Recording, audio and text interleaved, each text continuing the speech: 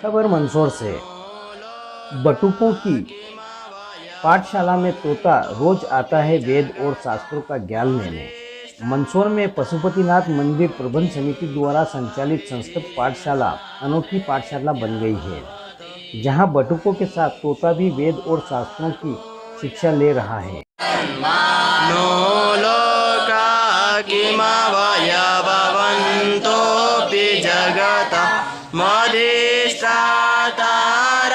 किं भवविधिर्नाद्रेत्य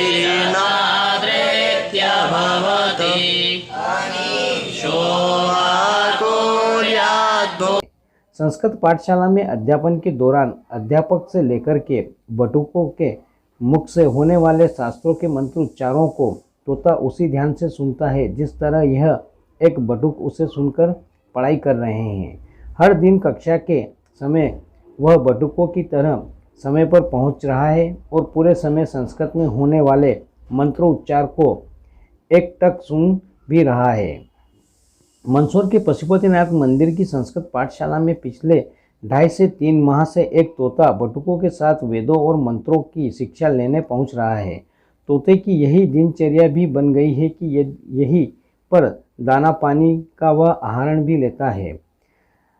अब यह तोता संस्कृत पाठशाला का मानो हिस्सा बन चुका है। सुबह आता है और दोपहर में यहाँ से उड़ जाता है। इसके बाद शाम को ही भी संस्कृत पाठशाला में कुछ घंटे के लिए पहुँचता है। यहाँ संस्कृत की शिक्षा दे रहे अध्यापक विष्णु प्रसाद ज्ञानी ने बताया है कि 2 से 3 माह हो गए हैं यह तोता प्रतिदिन यहाँ आता है। कहाँ से आता है और कहाँ जाता है किसी को पता नहीं। इस परिसर में भी इसी तरह रहता है, लेकिन हर दिन की सुबह कक्षा लगने के साथ ही यह तोता भी यहाँ पहुँच जाता है। अध्यापक ने बताया है कि इस परिसर में पेड़ों के बीच में कक्षा संचालन के दौरान पहले भी जीव जंतु आ जाते थे।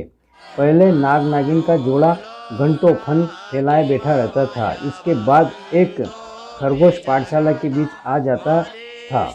ऐसा कई बार होने के बाद उन्होंने समिति के अध्यक्ष को वन विभाग को सूचना करने को कहा था।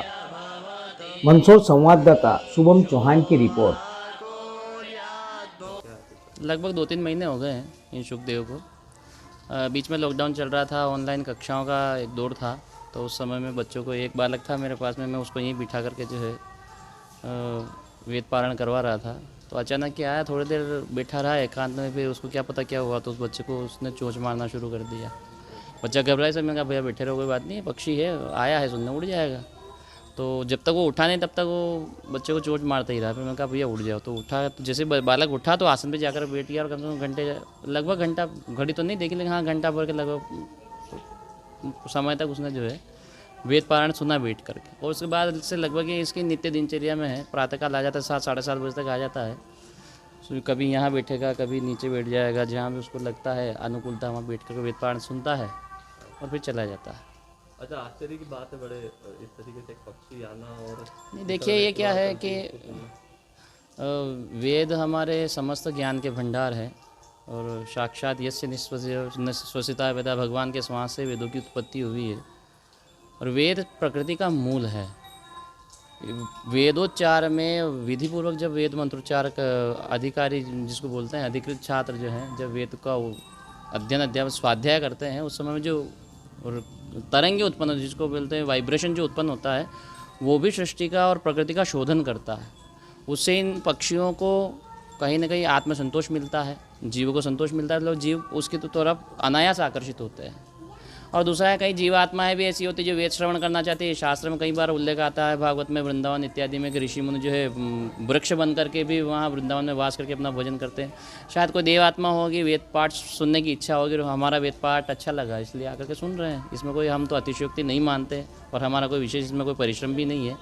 ये तो इन्हीं की कुछ देवीय चेष्टा है।